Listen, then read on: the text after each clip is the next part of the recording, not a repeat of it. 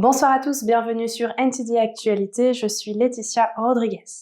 À Paris, le masque redevient obligatoire à l'extérieur à partir d'aujourd'hui, vendredi 31 décembre. Une partie de l'Île-de-France est également concernée, comme les départements du Val-de-Marne, des Hauts-de-Seine, des Yvelines et de l'Essonne. Les Parisiens étaient divisés ce jeudi 30 décembre suite à l'annonce du gouvernement rendant le port du masque obligatoire à l'extérieur.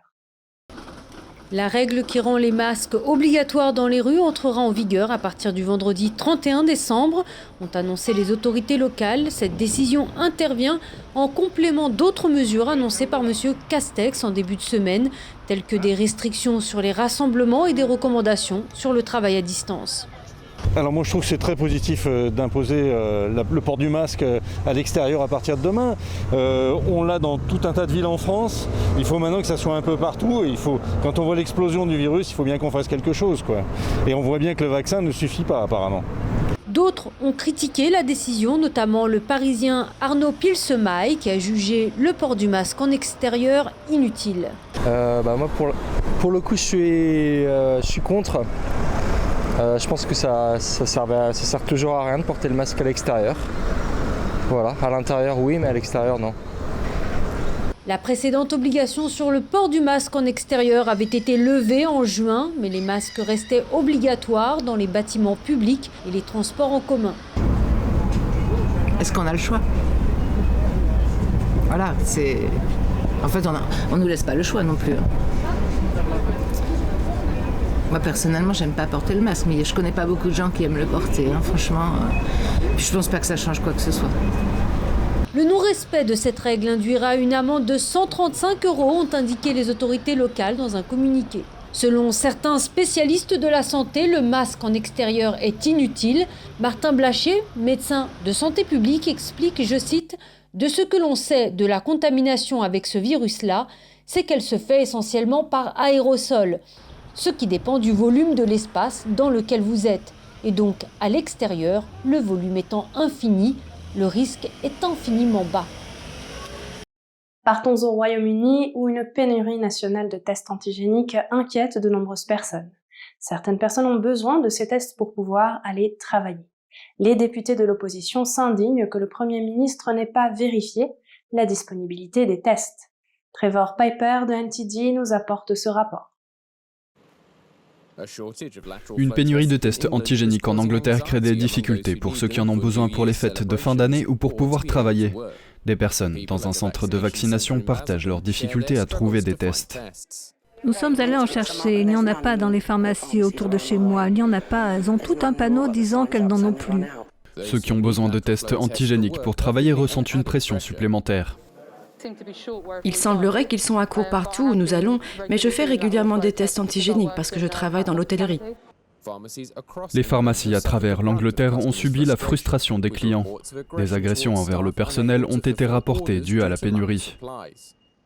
Le problème que nous rencontrons actuellement est que les gens se rendent dans les pharmacies pour récupérer les tests antigéniques qu'ils ont réservés en ligne, mais qui sont incapables d'obtenir, car nous ne les avons tout simplement pas. La période des fêtes a perturbé les chaînes d'approvisionnement et la demande de tests augmente à l'approche du réveillon. Trevor Piper, NTD News. La ministre britannique des Affaires étrangères, Liz Truss, ainsi que ses homologues français, allemands et américains, discutent de la manière de dissuader la Russie de toute velléité envers l'Ukraine. On estime que la Russie a déployé plus de 90 000 soldats près de la frontière avec l'Ukraine. Le président américain Joe Biden doit s'entretenir aujourd'hui avec le président russe Vladimir Poutine au sujet du renforcement des troupes.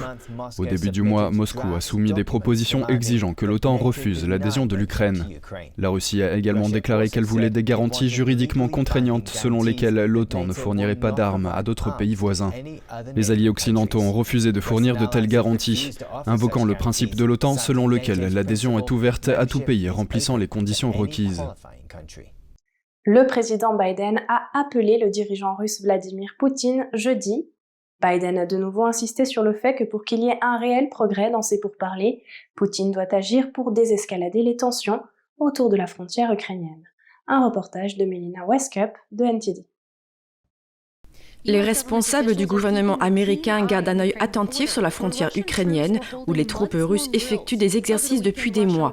Au cours du week-end, la Russie aurait retiré environ 10 000 soldats de la frontière, un petit nombre comparé aux 100 000 qui se sont accumulés au cours des derniers mois. Mais les responsables américains affirment qu'ils constatent toujours une présence significative de troupes russes à l'intérieur et autour de la frontière. Les États-Unis s'inquiètent actuellement de la possibilité que la Russie envisage d'envahir l'Ukraine. Les responsables du renseignement américains ont averti l'Ukraine et d'autres alliés que la Russie pourrait lancer une attaque dans les prochaines semaines. Le président Joe Biden avertit Poutine que les conséquences économiques suivront si Poutine ordonne une invasion.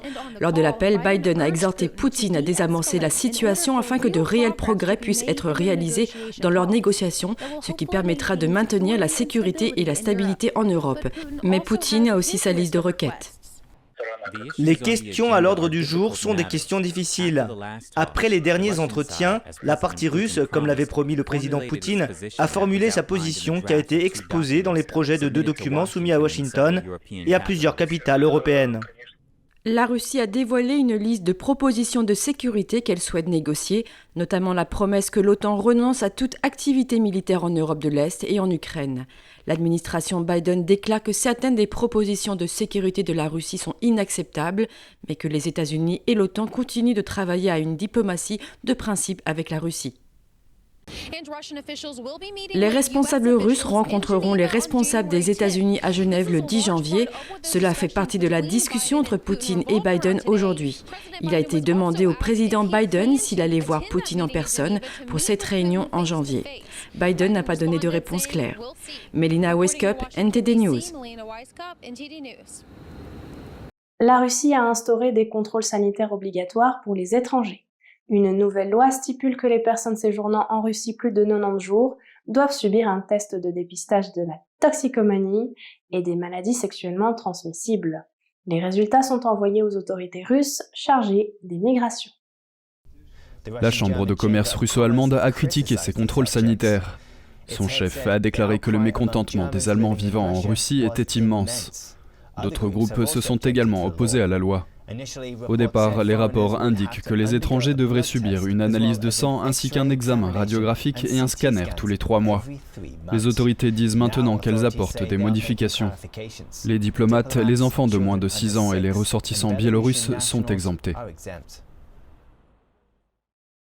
La Corée du Sud s'est effectivement mise d'accord avec les États-Unis sur un projet déclarant la fin officielle de la guerre de Corée.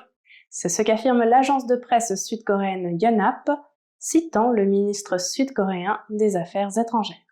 Les conflits de la guerre de Corée se sont terminés par un accord de cessez-le-feu en 1953. Mais dans les faits, la guerre n'a jamais été officiellement terminée car il n'y a pas eu de traité de paix entre la Corée du Nord et la Corée du Sud. Un porte-parole du département d'État américain a déclaré que les États-Unis étaient prêts à rencontrer la Corée du Nord sans conditions préalables. En septembre, le vice-ministre des Affaires étrangères de Corée du Nord a déclaré que l'appel de la Corée du Sud à déclarer la fin de la guerre était prématuré. Cela est dû à ce qu'il appelle la politique hostile des États-Unis envers Pyongyang. Dans une ville du sud de la Chine, les autorités ont fait défiler un groupe de suspects en public avec leurs photos suspendues à leur cou. Beaucoup disent que cela ressemble aux séances d'humiliation publique de la révolution culturelle. Voici les détails. Une vidéo récente montre 4 personnes vêtues d'une combinaison de protection contre les produits dangereux en train de défiler en public. De grandes photos d'elles-mêmes sont accrochées à leur cou. Cela s'est passé dans la ville de Jingxi, dans la province de Guangxi. La ville est située à la frontière avec le Vietnam. Les 4 suspects sont accusés d'avoir fait passer clandestinement des personnes par la frontière. L'une des personnes introduites clandestinement en Chine aurait été testée positive au virus du PCC. Tang Jingyuan, analyse des affaires chinoises NTD, explique que ce que nous observons ici était l'une des formes les plus emblématiques de punition pendant la révolution culturelle. C'est une façon de pousser les gens à lutter les uns contre les autres. Nous voyons qu'il y a de très grandes réactions à cette vidéo, c'est parce qu'elle a déclenché les souvenirs des gens sur les horreurs du passé. L'ancien dirigeant communiste Mao Tse-tung a lancé la révolution culturelle dans les années 1960. Le mouvement a porté atteinte à l'économie et à la culture traditionnelle de la Chine. Les historiens estiment que près de 20 millions de personnes en sont mortes. La plupart d'entre elles étaient des élites de la société. Le mouvement n'a pas pris fin avant avant la mort de Mao en 1976. Des images vidéo de la ville de Guangxi montrent également les suspects transportés dans un camion de transport de porc. Mais selon la loi chinoise, il est illégal de faire défiler des suspects en public depuis 1988. C'est un événement structuré typique. Le gouvernement local prend l'initiative et le bureau de la sécurité publique l'exécute. Pourquoi font-ils cela? Ils veulent humilier les suspects de cette manière. Et en faisant cela, les autorités mettent en avant ce qu'elles appellent l'état de droit et envoient un avertissement aux autres personnes. Les images vidéo montrent les 4 personnes escortées vers un terrain dégagé et entourées par des policiers armés. Il y avait une foule de spectateurs. Wu Xiaoping, ancien avocat chinois spécialisé dans les droits de l'homme, estime que cette pratique va à l'encontre de l'état de droit et qu'elle porte atteinte à la dignité des personnes. Tang estime qu'une telle scène pourrait annoncer une seconde révolution culturelle. L'édition en langue chinoise de NTD a demandé un commentaire aux autorités locales. Elles ont répondu qu'elles n'étaient pas au courant de la situation. Des Brésiliens ont rendu hommage à la déesse de la mer mercredi. Les croyants ont envoyé de petits bateaux chargés de cadeaux à la mer. Ils pensent que la divinité leur accordera des bénédictions pour la nouvelle année. Voici notre sujet. Le long de la plage Copacabana de Rio, des centaines de Brésiliens ont sonné la nouvelle année en célébrant Iemanjá, la reine afro-brésilienne de la mer. Les fidèles ont prié pour que la déesse apporte paix et amour dans l'année à venir et délivre la planète de la pandémie. Ce que je souhaite pour l'année prochaine, c'est principalement la paix, un remède pour cette nouvelle maladie qui circule et que chacun laisse un peu d'humilité dans son cœur. Beaucoup d'amour pour tout le monde, pour notre prochain. La santé est ce dont nous avons besoin. Chaque année, les adeptes de religions locales, l'Ubanda et le Candomble, rendent hommage à Iemanjá. Ils s'habillent en blanc, chantent et dansent autour d'une statue grandeur nature de la divinité. Nombre d'entre eux portent des fleurs et de petits bateaux remplis des cadeaux préférés de la déesse, dont du parfum, du cire, de la nourriture. Les bateaux sont peints en bleu, la couleur de Iemanjá, et relâchés dans l'océan en échange de bénédictions. On pense que si les bateaux reviennent sur le rivage, c'est que la déesse a rejeté les offrandes. Cette tradition a été introduite au Brésil il y a plusieurs siècles par des esclaves africains.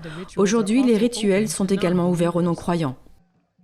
Et c'est la fin de ce journal. Je vous remercie de l'avoir suivi et je vous invite à rester avec nous pour la suite de nos programmes.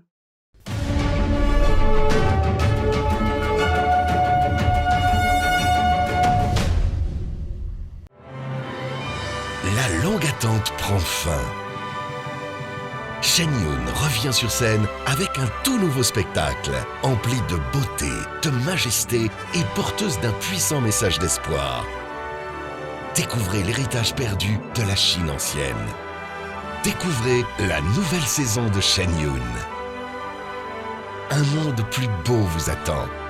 Réservé dès maintenant. En tournée dans toute la France.